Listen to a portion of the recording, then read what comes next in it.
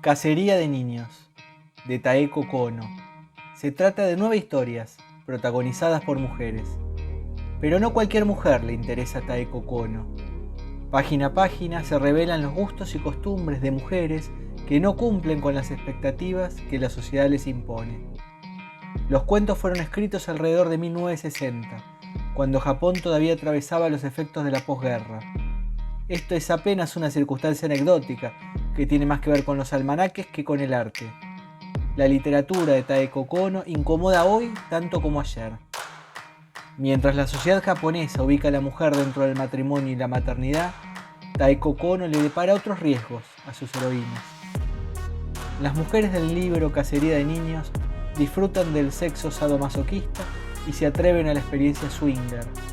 No conocen el instinto maternal, necesitan tomarse vacaciones de su pareja en aguas termales, no conciben el matrimonio como algo apacible, sino como un territorio de pelea e incomodidad.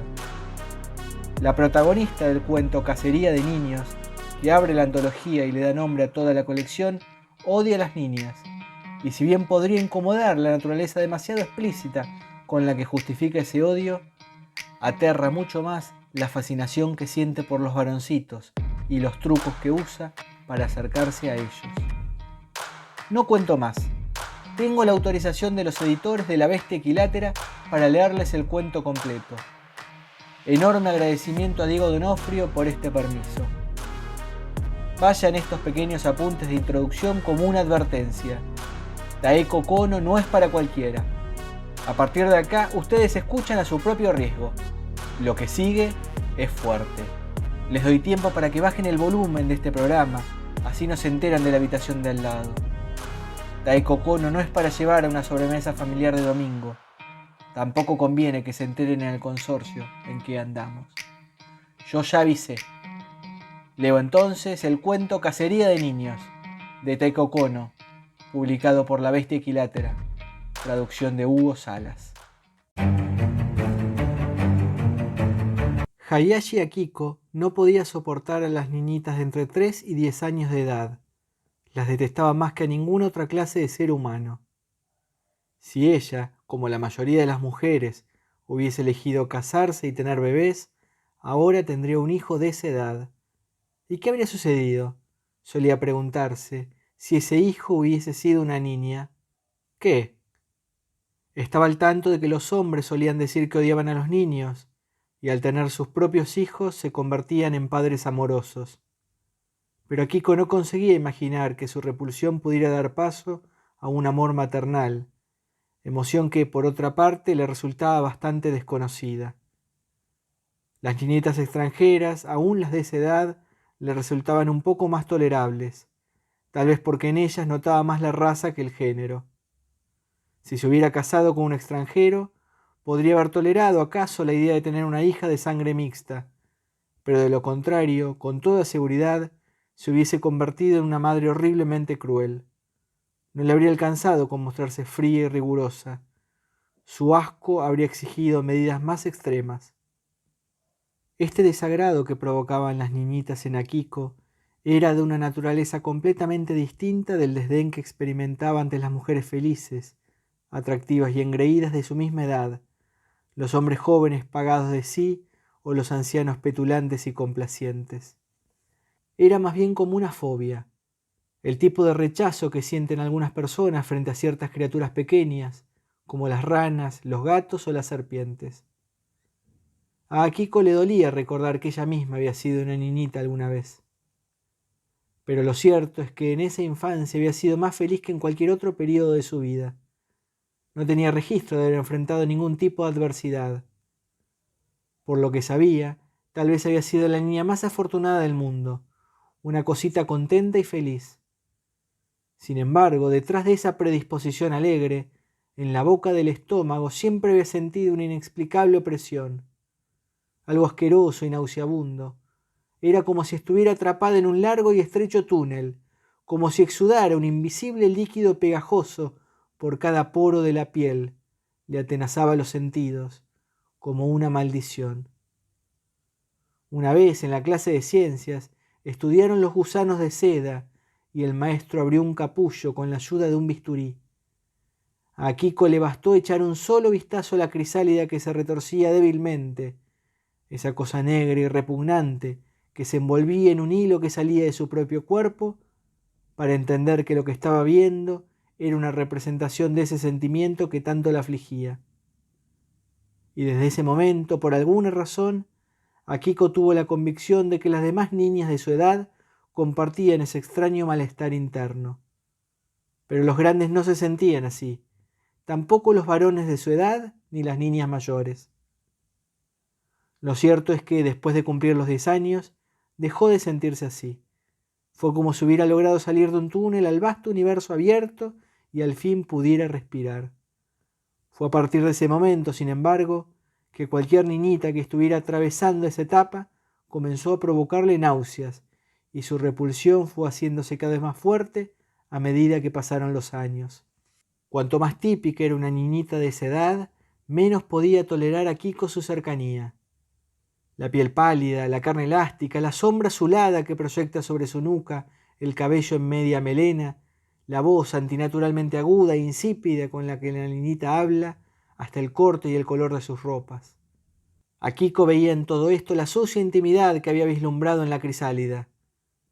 Ni siquiera podía ver a una niñita, mucho menos tocarla. Este horror no había disminuido ni un poco hasta llegada a su edad actual. Pero ahora bien, cuando se trataba de niñitos, a Kiko le resultaban extremadamente atractivos a esa edad. No hubiera podido decir en qué momento había aparecido su inclinación por ellos. No obstante, a medida que fueron pasando los años, su compañía comenzó a resultarle cada vez más embriagadora, y en los últimos tiempos, los encuentros con niñitos le habían proporcionado un intenso placer. Sasaki tuvo que tomar el expreso a Osaka por negocios. Akiko fue a despedirlo a la estación, y él le dejó un paquete. Contenía una camisa nueva. Luego de comprarla, se dio cuenta de que tenía muy malas terminaciones, así que le pidió a Kiko que fuera a cambiarla por él. Sin postergarlo, ella se dirigió a la gran tienda donde la había comprado, en Nihonbashi, y cumplió con el encargo. A las 5 de la tarde ya caminaba hacia la estación de subterráneo, dándose prisa para llegar antes de la hora pico. Pero de pronto se demoró al pasar frente a una conocida tienda especializada en ropa de niños. Era a fines de verano. Todavía hacía mucho calor. El pesado sol de la tarde desbordaba el pavimento. Pero en la sombreada vidriera ya había llegado el otoño. Se exhibían unas hermosas camisas de varón, colgadas con alfileres. La ropa se inclinaba en distintas direcciones, sacando hacia afuera los hombros y haciendo distintos gestos con los brazos. Una de las camisas casi parecía estar haciendo la vertical. Su frente, con el pequeño botón del cuello abierto, había sido plegada para que sobresaliera su pequeño pecho cuadrado. Debía ser la única de mangas cortas, a juzgar por lo poco abultada, aunque el género parecía lo suficientemente pesado como para el otoño. Probablemente fue un delicado tejido de lana. A Kiko le encantó la intensidad de sus anchas franjas horizontales, rojas y azules, y también que el cuello, delicado pero firme, siguiera el mismo diseño. Ninguno de los artículos de la vidriera estaba etiquetado, por lo que Akiko intentó aventurar el precio. La camisa debía costar cuanto menos 1500 yenes. Las cosas que le gustaban tendían a ser caras. Su embeleso la convirtió en un blanco fácil. Se le acercó un empleado, de camisa blanca y mangas cortas. ¿Es para su hijo, señora? ¿Qué edad tiene? Ignorando la pregunta, Akiko consultó el precio de la camisa. 1700 yenes. Tal como lo supuse, dijo Akiko, sintiéndose bastante complacida.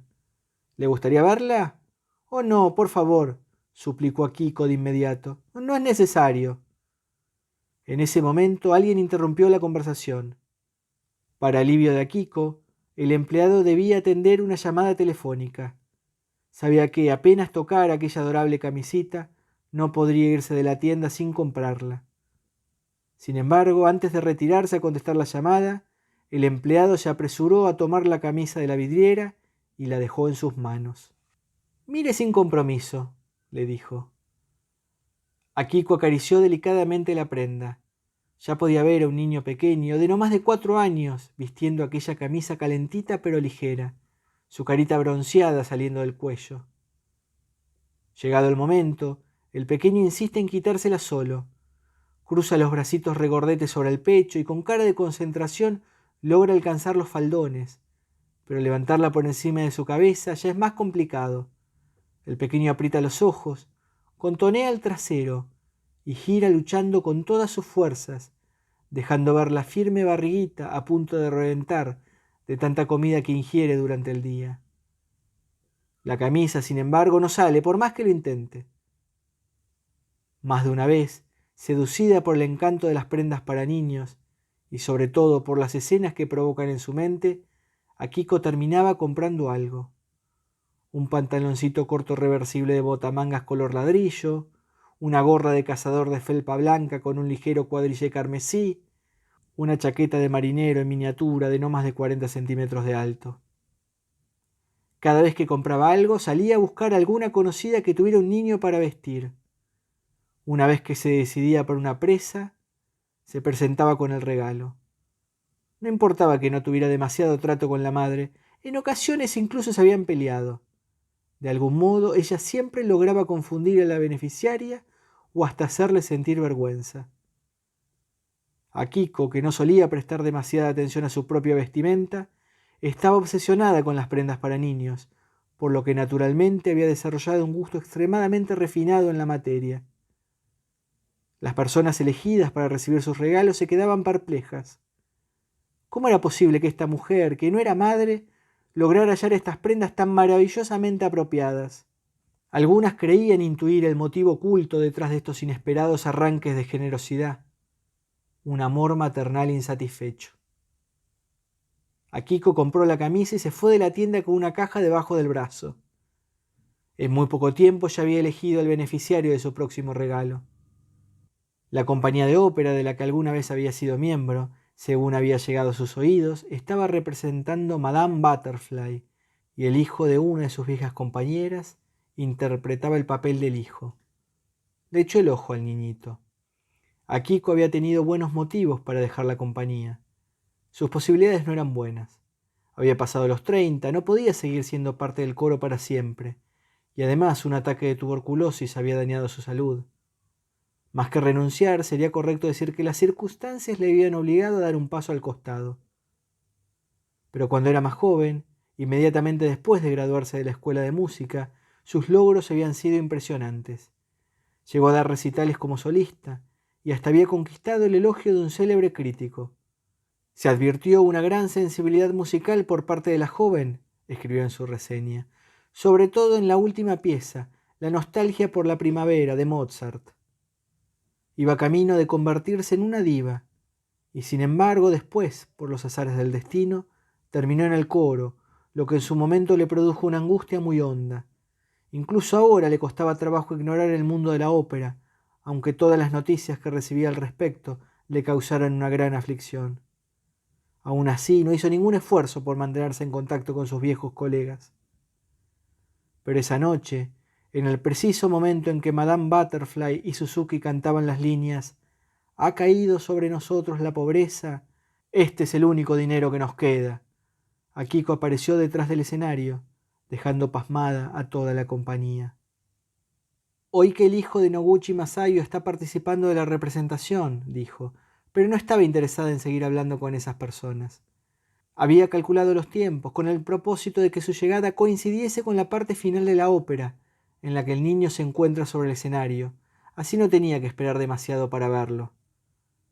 «Me enteré por un artículo en el periódico», le dijo a Masayo, cuando la vi entrar en el camerín, llevando al niñito a rastras.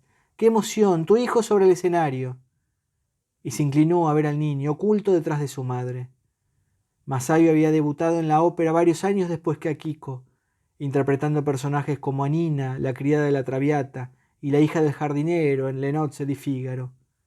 Estaba apenas un peldaño por encima del coro. Cuando cantaba, su fotografía aparecía en el programa. Hoy, sin embargo, estaba allí solo en calidad de madre. «No me digas que esta es la estrella, y con tan solo 4 años. ¿Le está yendo bien?» «Oh, sí, es un chiquillo muy valiente, la verdad», contestó Masayo. De todos modos, no tiene que hacer demasiado. Parece llevarlo bien. No me sorprende, si se le ve en la cara, dijo Akiko, con la mirada fija en las suaves y regordetes orejas del niño. ¿Usted canta también? Dijo el niño. ¿Yo? La pregunta la tomó por sorpresa. No, la tía no.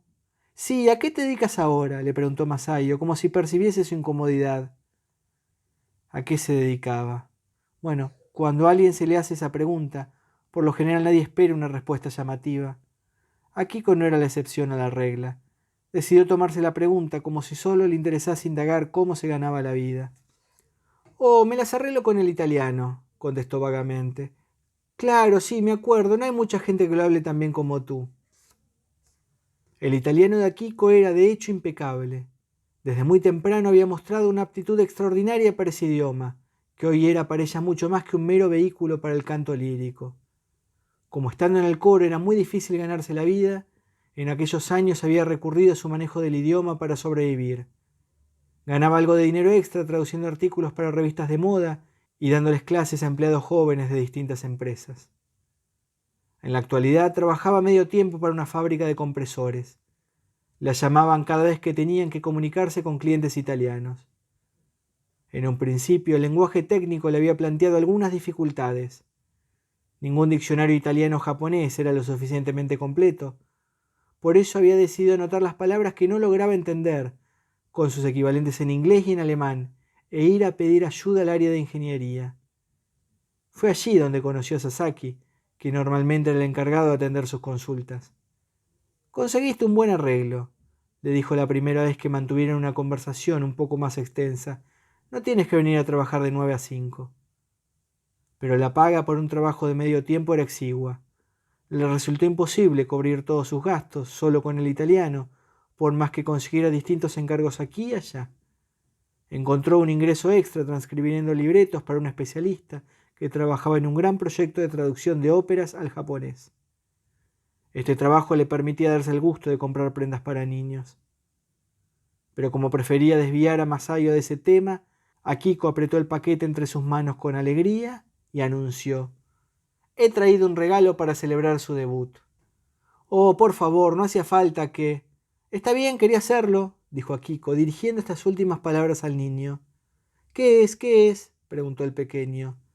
«Ahora me pregunto si acaso no habría sido mejor comprarte un juguete», dijo Akiko. «¿Te la quieres probar?». Aunque Masayo seguía dubitativa, Akiko rompió el envoltorio de papel y les mostró el regalo. «Oh, es preciosa». Masayo se sentía cada vez más incómoda. Akiko, sin embargo, ya le había quitado el traje al niño y le estaba poniendo la camisa que había elegido. «¿Qué te parece? ¿No se ve preciosa?», preguntó. «Oh, sí, y le sienta perfecto». «Qué niño tan afortunado», dijo entrometiéndose una de las jóvenes de la compañía, que estaba guardando su vestuario. «Y a ver, ¿cómo se llama este hombrecito?», preguntó Akiko. «Recuerdo haber visto su nombre en los periódicos, pero...». «Querido, la señorita quiere saber tu nombre, se lo puedes decir, ¿no? Y no olvides decirle gracias». «Me llamo Noguchi Yuichi. Gracias». Akiko rió. «¿Te la puedes quitar solo, Yuichi?». El niño asintió. «Bueno, muéstrame». El niño, vestido con su linda camisa roja y azul, se encogió de hombros, petulante. «No quiero». «Te gusta mucho, ¿no?», dijo Masayo. «Los niños saben cuando algo es muy especial. ¿La usarás en casa, Yuichi?». El niño dirigió su mirada a la madre y asintió. Akiko estaba emocionada. La camisa no solo le sentaba bien, sino que había sido todo un éxito con el niño. De todos modos, no pudo resistir a hacer un último intento para verlo quitársela. «Todavía hace un poco de calor para ese tipo de camisa, ¿sabes?», le dijo. «No creo que quieras mancharla de sudor. Vamos a quitártela y que mamá la lleve a casa. Ya podremos usarla todo lo que quieras cuando el tiempo sea un poco más fresco». «Qué niño más grande», agregó antes de que él pudiera negarse. «Estoy seguro de que Yu puede quitarse su camisa solo». Akiko le desabotonó el cuello de la camisa y llevó sus manos a los bracitos regordetes que salían de las mangas cortas. Cruzó los brazos del niño uno sobre el otro, disfrutando de su suavidad y su sudor, y se aseguró de que las dos manos aferraran firmemente el dobladillo. «Ahora levanta los brazos sobre la cabeza, ¿puedes?». Tal como había imaginado, El niño comenzó a dar tumbos y giros, contoneando su pequeño trasero. Akiko dio un paso atrás para verlo mejor, pero para su desazón, Masayo decidió ayudarlo. Tomando la camisa por la espalda, tiró de ella y en un instante ya había logrado levantarla sobre su cabeza. «Qué fácil es, ¿no?», dijo Akiko, cruzando sus propios brazos sobre el pecho. «Así y luego hacia arriba y te la quitas». El niño asintió. Imitó sus movimientos, cruzó los brazos, los llevó hacia arriba y después los dejó caer libremente sobre su barriguita desnuda. «Muy bien». En un exceso de alegría, Akiko dejó salir una fuerte carcajada, mostrando por primera vez en muchos años su potente voz de soprano. «¡Qué niño tan precioso!». «Pensé que no le gustaban los niños, señora Hayashi», señaló una de las cantantes del coro que estaba por allí. Akiko sabía perfectamente a qué se refería, y probablemente Masayo estuviera pensando lo mismo. Años atrás, cuando ella todavía estaba en la compañía, otra mujer, ahora de gira por Europa, había interpretado a Madame Butterfly con su propio hijo sobre el escenario. Akiko mostraba tan abiertamente su desagrado por la criatura que el asunto se convirtió en un escándalo. La madre, que se había incorporado más o menos en la misma época que Akiko, era la estrella de la compañía, y sus compañeros de elenco llegaron a la conclusión de que esa versión incomprensible tenía su origen en los celos. «Pero no debe desquitarse con una criatura de 4 años», los oía murmurar. Solo Akiko conocía el verdadero motivo, que aquella criatura era una niña. Pero en ese momento supo que le convenía hacerlo pasar como un cambio de actitud. «Al madurar», contestó, «una comienza a apreciar mucho más a los niños».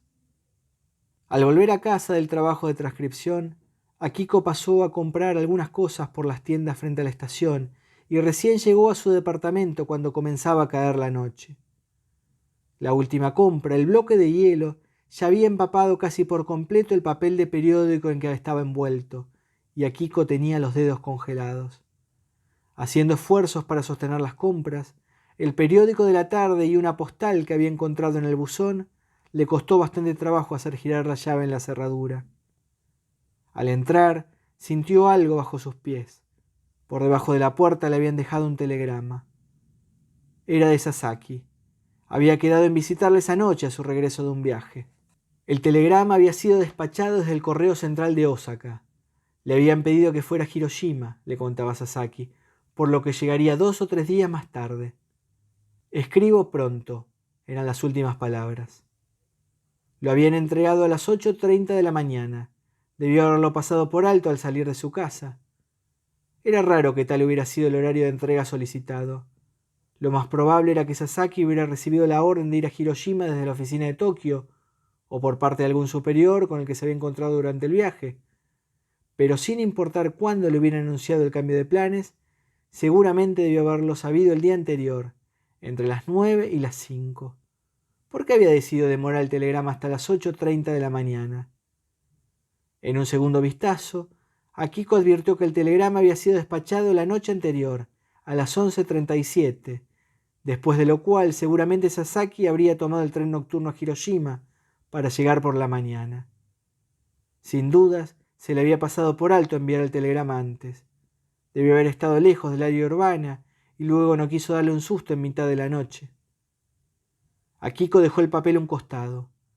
Pensar que se había tomado la molestia de comprar hielo. «Escribo pronto».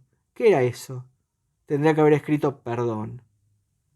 «Señorita Hayashi», era la voz de la encargada del edificio. «¿Pidió usted una entrega de la licorería?».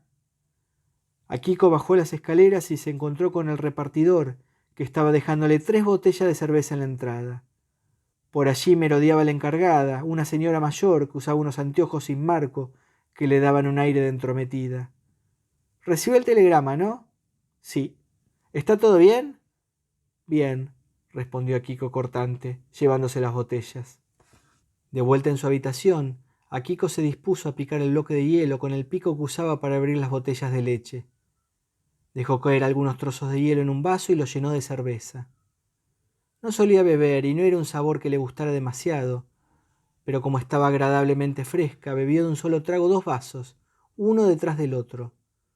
Recordó entonces el paquete de papas fritas que había comprado antes de venir a casa. Buscó las bolsas de compras y lo abrió. Pero luego de comer uno o dos se detuvo. Tenía el corazón acelerado. Sintió un golpe de calor. Tuvo que acostarse. Se acordó del hielo. Podía envolver un poco en una toalla y ponérselo en la frente. Eso le haría sentirse mejor. Pero pararse era demasiado complicado. Prefirió quedarse donde estaba, tendida sobre el suelo. Cuando abrió los ojos, la habitación ya estaba completamente a oscuras. Las agujas luminosas del reloj marcaban unos minutos después de las 8 y afuera chirriaban los grillos. Era septiembre, y si bien todavía hacía calor de día, de noche refrescaba un poco. Había transpirado, podía sentir la ropa fría y húmeda sobre la piel, ahora que había pasado el efecto de la bebida. Una mujer soltera de más de 30 años pierde la compostura porque un hombre 2 años menor no acude a una cita. Se emborracha con la cerveza que compró para él y que para ella resultó demasiado fuerte, y recupera la conciencia en un cuarto completamente a oscuras. ¿Dónde se ha visto? Luego de estornudar varias veces, Akiko forzó una sonrisa amarga. Se puso de pie, encendió la luz, tomó una manta del ropero y volvió a acostarse. Se supone que en momentos como este una mujer tiene que llorar, pensó, no sonreír. Cuando rompamos no será una de esas cosas interminables, le había dicho alguna vez a Saki. Un día de estos tendremos una discusión y eso será todo. Bueno, sin duda has sabido elegir a la persona indicada, replicó ella, y de inmediato sintió cierto enojo consigo misma. ¿Por qué tenía que ser tan desagradable en ciertas ocasiones?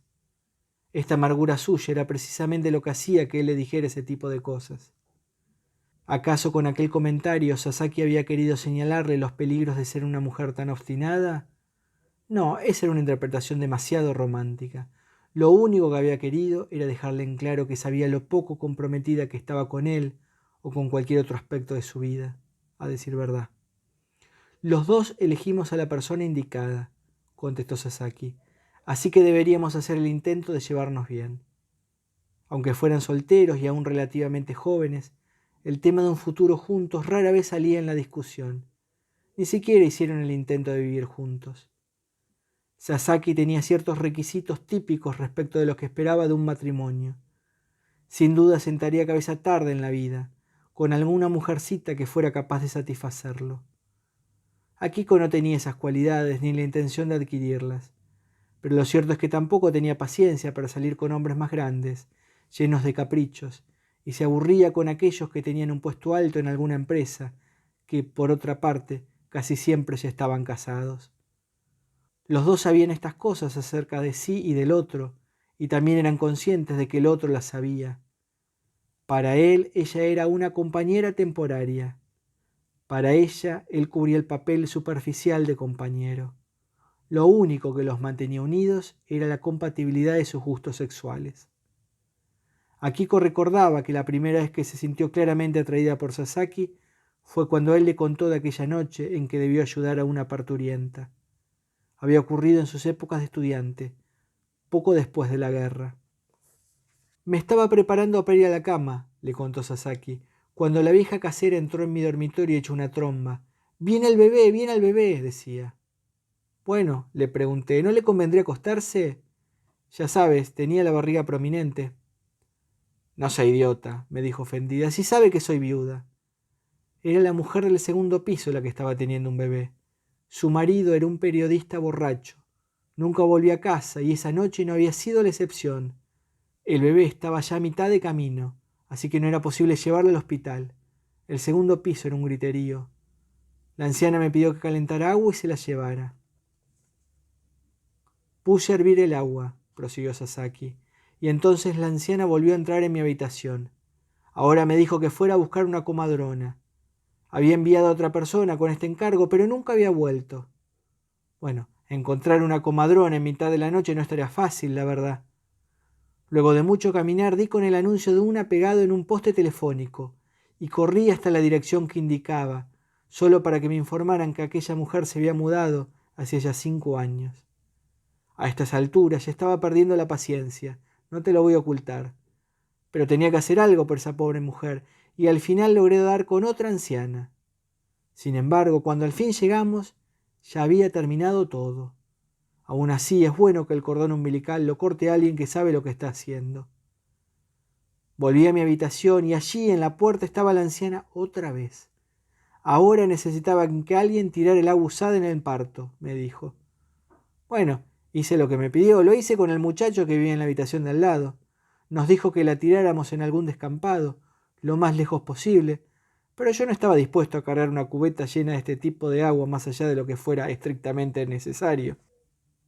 La roña desbordaba por los 4 costados, y al movernos me salpicaba directo en la boca.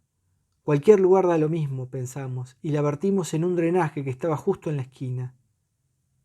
¿Era niña o niño?, preguntó Akiko. El bebé, un saludable varoncito. El relato de Sasaki había tenido sobre Akiko un efecto completamente inesperado.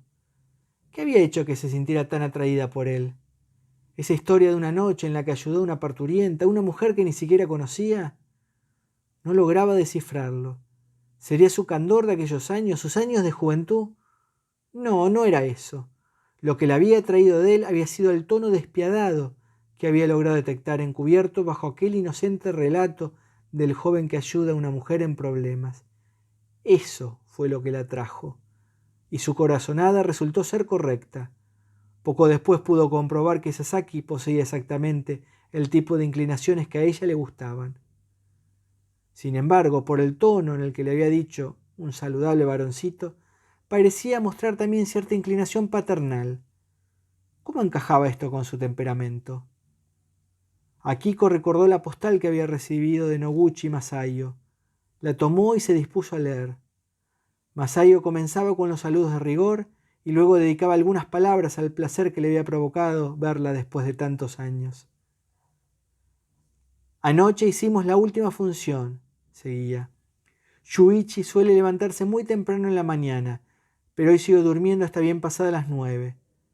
Debe sentirse aliviado ahora que se terminó la ópera. Es raro, si lo pienso, que un niño pueda sentirse así. Adora la camisa que le regalaste. Todo el tiempo me habla de sus ganas de usarla. No ve la hora de que calme un poco este clima cálido. La postal no irritó a Kiko tanto como hubiera esperado. Yuichi suele levantarse muy temprano en la mañana. Disfrutó jugar con estas palabras en su mente. Pero así como jamás compraba las prendas teniendo un niñito particular en mente, no se le cruzó por la cabeza la idea de acordar otro encuentro para ver a Yuichi luciendo su regalo. Durante mucho tiempo se había preguntado cómo podría llegar a reaccionar Sasaki si le dijese que tenía ganas de tener un bebé. Lo más probable era que comenzara una pelea, se fuese de la casa y no volviera nunca más. El periodo de Akiko siempre había sido muy regular, salvo aquella vez en que convenció a Sasaki de azotarla con tanta fuerza que no pudo tenerse en pie durante 2 días y se le atrasó 2 semanas. Pero casi todos los meses, siempre a tiempo, la sangre roja y brillante flotaba en la taza de porcelana blanca antes de que el agua se la llevara en un torbellino. De joven, Akiko había sentido cierto deslumbramiento por su cuerpo, por su rareza. Todos los meses, una y otra vez, tendía dentro de ella una camita para un bebé, ignorante de que ese bebé nunca llegaría, y luego la deshacía. Y en algún momento llegó a parecerle una cuestión muy atendible que ninguna persona en esta tierra hubiese sido creada aún de su propia sangre. Lo cierto, sin embargo, es que siempre terminaba fantaseando con la idea de conseguir que alguien se ocupara del bebé luego del parto. Incluso se preguntaba si no habría alguna forma de reservarse el derecho de supervisar su atención de manera totalmente esporádica. Sentía una gran envidia de los hombres, que podían eludir sus tareas parentales con tanta facilidad. Todo esto sin duda demostraba lo pobremente dotada que estaba de instinto materno. Así fueron las cosas hasta que 2 o 3 años atrás sufrió el ataque de tuberculosis pulmonar. Su caso fue grave y aunque se recuperó con sorprendente rapidez, los médicos le dijeron que se abstuviera de tener un hijo. No lograría sobrevivir al parto. Y a estas alturas, aunque vinieran y le dijeran que ahora sí podía tener un bebé, Akiko ya no deseaba tener uno. Dejando de lado el problema de cómo se las arreglaría para hacerlo, su resistencia física y emocional había quedado diezmada por la enfermedad. Además, era tan impaciente que la sola idea de estar atada a un compromiso tan largo le resultaba insufrible. Probablemente fuera eso, pensó, lo que hacía que siguiera sosteniendo una relación con Sasaki. Por todos estos motivos, había llegado a convertirse en una mujer a la cual el amor maternal le resultaba una emoción completamente ajena. Una mujer que ya no podía siquiera imaginarse criando niños. Akiko se sentía en paz, ahora que sabía que no había manera de que su cuerpo le permitiera tener un bebé. Cuando pensaba en esto, sentía una emoción cercana a la felicidad. Ya eran las 9 de la noche. Necesitaba comer algo, pero seguía tendida en el suelo. Había recuperado la compostura. La frustración que antes había sentido comenzaba a convertirse en otra forma de excitación. A menudo, luego de situaciones de cierta tensión, se le presentaba una extraña fantasía que se apoderaba por completo de ella. Decidió permanecer en el suelo con la esperanza de que así ocurriera, y ya había señales de que comenzaba. A medida que el mundo del sueño comenzaba a fluir de ella, Akiko se zambullía en él. El pulso se le aceleraba y se le humedecía la piel hasta alcanzar el éxtasis y perder todo autocontrol. Dos figuras se repetían siempre en este extraño mundo: un niñito de 7 u 8 años y un hombre de 30 y tantos. Los detalles de sus personalidades y ocupaciones variaban ligeramente en cada oportunidad, pero la diferencia entre las edades se mantenía constante, al igual que la relación de padre e hijo. Los rostros estaban fuera de foco, pero Akiko necesitaba creer que el niño, cuanto menos, era muy, muy tierno. El hombre criticaba al niño y lo regañaba en un tono tan dulce que resultaba desgarrador. La paliza comenzaba como la que cualquier padre le daría a su hijo, pero poco a poco alcanzaba niveles de escalofriante atrocidad. Sin embargo, cuando llegaba a lo álgido de la escena, en la mente de Akiko irrumpía la idea de que era imposible que este tipo de cosas ocurrieran en el mundo, y la hacía volver abruptamente en sí. Tenía el rostro sonrojado, pero siempre sabía que había vuelto a la realidad. «Realmente me decepcionas», comienza el padre. «Voy a tener que darte una lección». Se oye un estruendo cuando el padre golpea al niño en el rostro, como si acabara de romperle la cabeza. El niño se tambalea por el golpe, pero se apresura a recuperar su posición, como si intentara soportar el dolor. Pero no puede evitar llevarse una mano furtiva a la mejilla. ¿No te dijo papá más de una vez que no hicieras eso? Parece que una sola lección no te alcanza. El padre da la orden y alguien le extiende un cinturón de piel de cocodrilo. «Quítate la ropa». El niño hace lo que le dicen, y el padre comienza a azotar sus nalgas con el cinturón. «¿Qué te parece si usamos el otro implemento?» Es la voz de una mujer.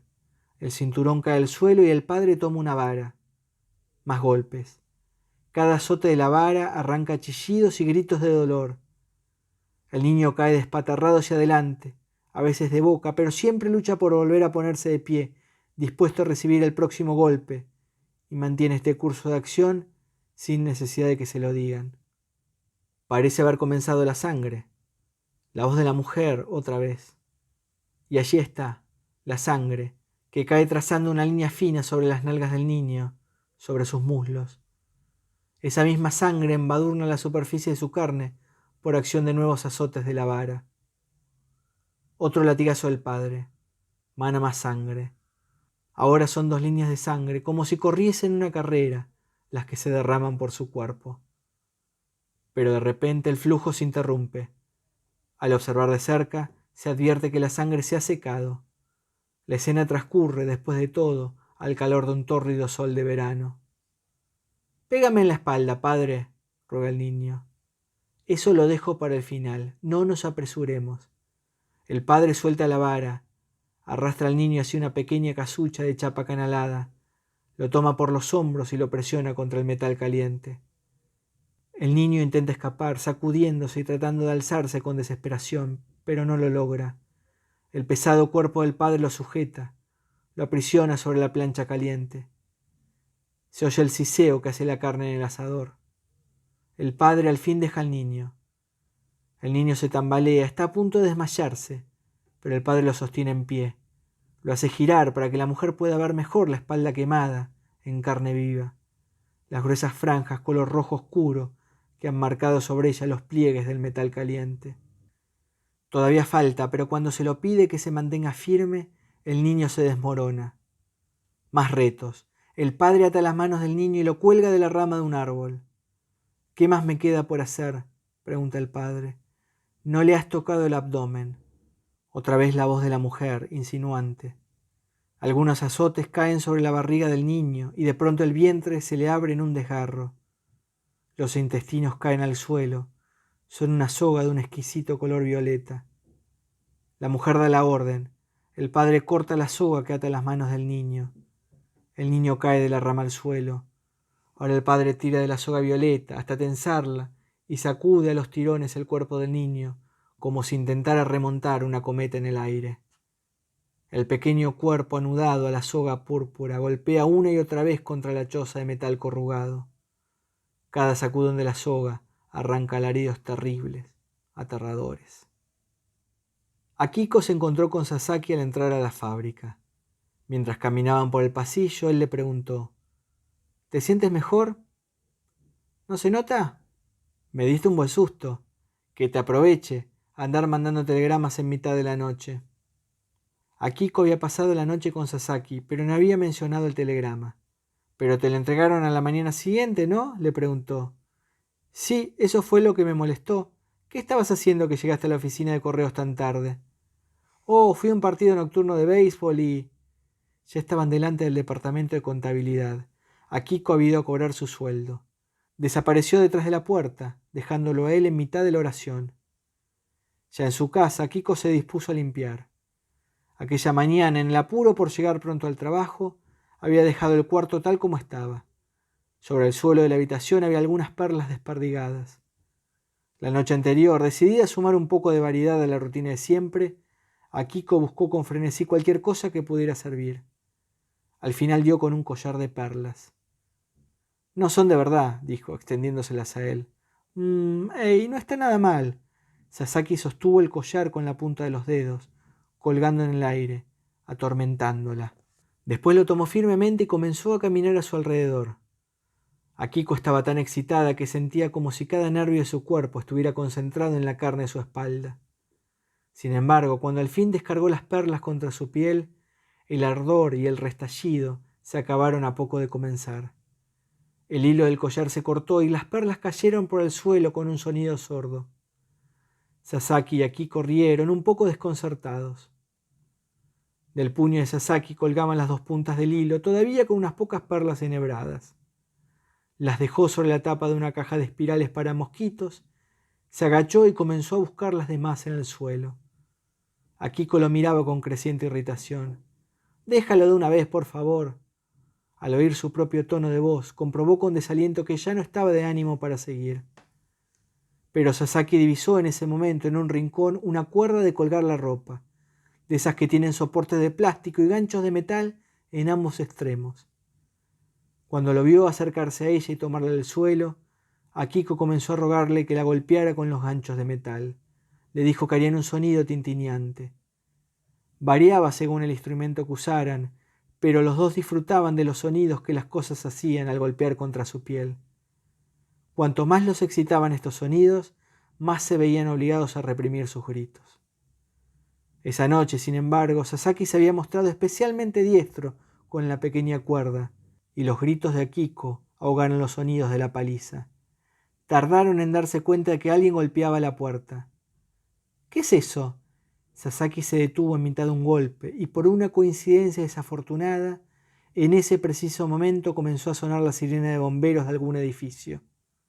A Akiko se le paralizó el corazón. Poniéndose una camisa sobre los hombros, Sasaki acercó el rostro a la puerta. «Me preocupé un poco», era la voz de la vieja encargada de anteojos sin marco. «No quiero que tengan que venir a sacar los muertos de allí». Los inquilinos del edificio estaban familiarizados con lo que sucedía en aquella habitación. Esa noche, sin embargo, debían haberse excedido. «Disculpe, no quisimos asustarla».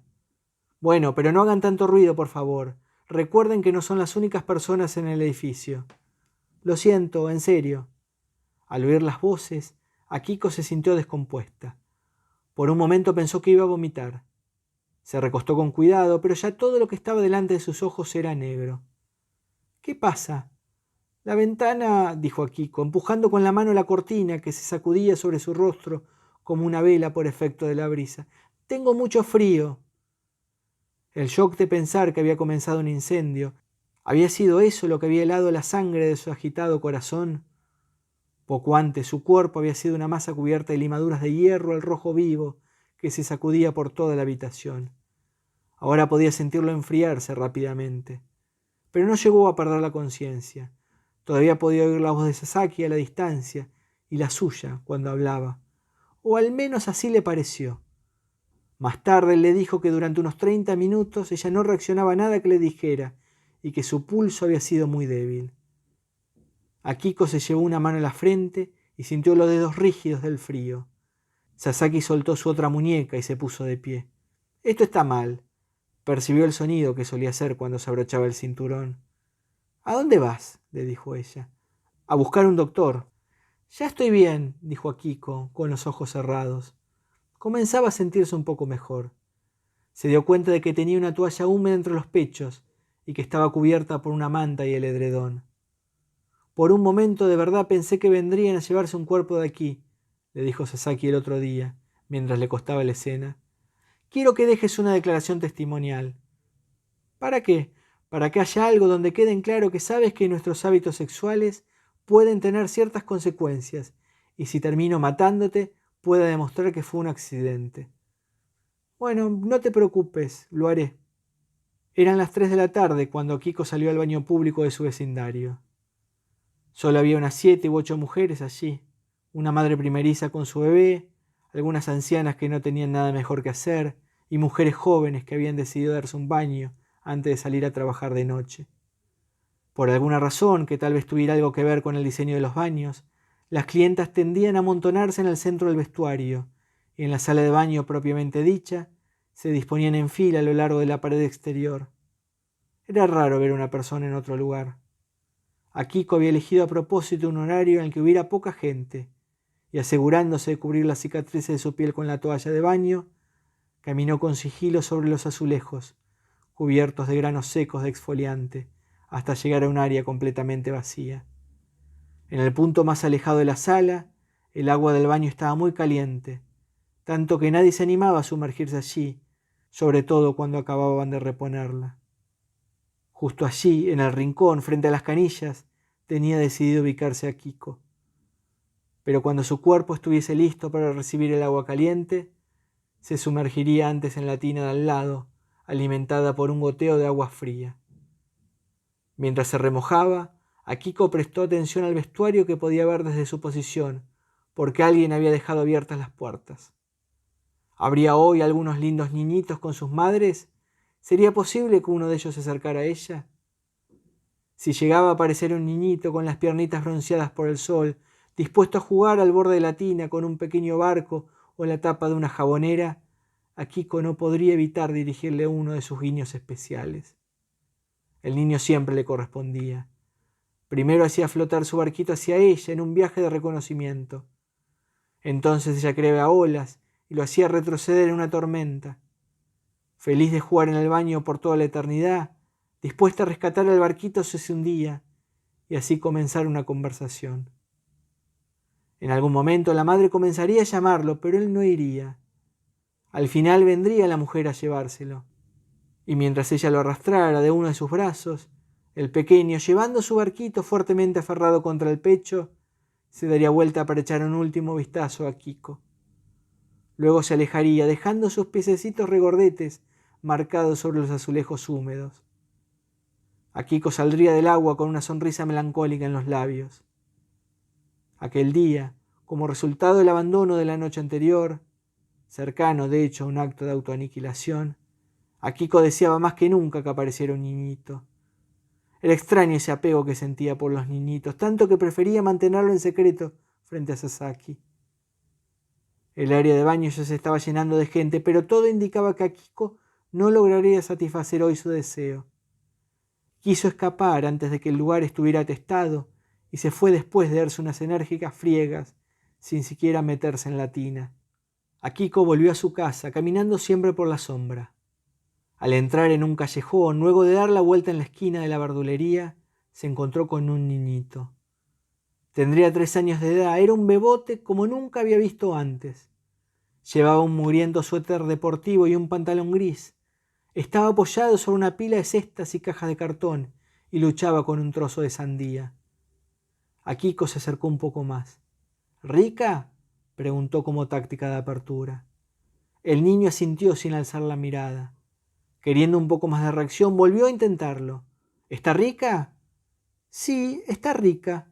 Esta vez la respuesta fue clara. Con el dedo índice de la mano derecha extendido, como si fuera una pequeña pistola, el niño intentaba sacar las semillas. Pero no hundía con demasiada fuerza, por lo que las semillas parecían enterrarse aún más profundo en sus agujeros. Era un pequeño trozo de sandía, cortado de una rodaja más grande, pero le resultaba muy difícil de manejar, con sus bracitos regordetes y sus puñitos tan pequeños. El niño estaba completamente absorto, tratando de sacar una semilla en particular. Esta se negaba a salir hacia la superficie junto con las demás, por lo que el pequeño sostenía el trozo con una mano, lo daba vuelta a un lado y otro, e intentaba vanamente enganchar la semilla recalcitrante. Akiko lo veía hundir el dedo en la carne de la sandía. Salía jugo, corría por sus manos y por su muñeca, convirtiéndose en color vinagre al encontrarse con el sudor y la mugre acumulada allí a lo largo de las distintas aventuras del día. En un instante de distracción, el niño alzó la vista y advirtió la presencia de Akiko. «Difícil, ¿no?», le dijo ella. El niño refunfuñó. Akiko se arrodilló y se puso el bolso de baño sobre las rodillas. «Dale a la tía». Retiró los dedos del niñito de la sandía. Hubiese querido sostener sus manos entre las suyas, sujetar el trozo con él, pero el pequeño le entregó la fruta y se limpió los dedos chorreantes en el fundillo de los pantalones. La semilla estaba oculta al final de un hondo agujero. «¿Quieres que la tía la saque?». El niño volvió a refunfuñar, frotándose el pequeño puño contra los labios, como si tocase una armónica. Akiko insertó su delicado dedo en la fruta y la semilla salió. «Soy buena en esto, ¿no?». «Usted es grande. Por eso, déjame a mí». Akiko rió y se quedó con la fruta. Procedió a sacar todas las semillas del trozo, convertida ahora en una rezumante masa roja, incluso las que ya asomaban al borde de la pulpa húmeda. «Ahora sí», dijo sosteniéndosela, «dale un mordiscón». Usando las 2 manos, el niño se llevó la sandía a la boca y con cada bocado el jugo chorreaba sobre su pequeño y delicado labio superior. Mientras hacía fuerzas para tragar los grandes bocados, bajaba los bracitos y sostenía la fruta delante de él. 2 finas líneas de color rojo brillante se trazaron como llama a cada lado de su boca. «¡Hey!», le dijo Akiko, incapaz de resistirse, «¿no me darías un poco?». En silencio el niño le ofreció la sandía. Akiko la sujetó, apoyando sus propias manos sobre las del niño, atrayéndolo hacia ella. Hundió los dientes en la fruta, y el bocado de sandía le resultó tan cálido y pulposo como si acabase de morder carne viva. «¿Rico?», preguntó el niño. Akiko asintió con gravedad, dispuesta a extraer de aquel bocado de fruta todo lo que pudiese, disfrutando del sabor ácido del sudor del niño, de la mugre de sus dedos e incluso de su saliva, antes de dejarlo caer por su garganta. Los niñitos habitaban un mundo totalmente sincero. El contacto con ellos le resultaba siempre restaurador, purificador. Su sencillez era tan universal que cualquier cosa inusual que pudiera haber en Akiko pasaba dentro de ella inadvertida. Los niños pequeños la seguían en sus juegos. A veces tenía incluso la impresión de que la alentaban. Akiko se dio cuenta de que aún sostenía la sandía y las manos del niño demasiado cerca de sí. «Gracias», le dijo liberándolo. «Estuvo delicioso». El niño contempló serio la sandía y antes de que ella pudiera reaccionar, se la devolvió. «Tenga», dijo, «no quiero más». Probablemente ya no le interesara comerla porque había estado en contacto con la boca de otra persona. Se fue corriendo, limpiándose los dedos en el pantalón. Antes de llegar a la esquina, se dio la vuelta y dirigió una última mirada a Akiko, que seguía paralizada en su lugar, sosteniendo el trozo de sandía, sin saber qué hacer con aquel inesperado regalo. Taeko Kono, damas y caballeros. No tiene sentido agregar más después de que habló ella. Si les interesa que cuente algo de la autora, que exploremos algunas obsesiones que se repiten, que intentemos pensar símbolos y marcas en otro programa, por favor déjenmelo en comentarios. Dejen un me gusta, compartan y suscríbanse. Ayuda mucho para que siga creciendo esta galería de audiolibros con clásicos de todos los tiempos y con nuevos clásicos. Los autores asiáticos de hoy que pelean un lugar en la biblioteca de todos los tiempos y todas las culturas.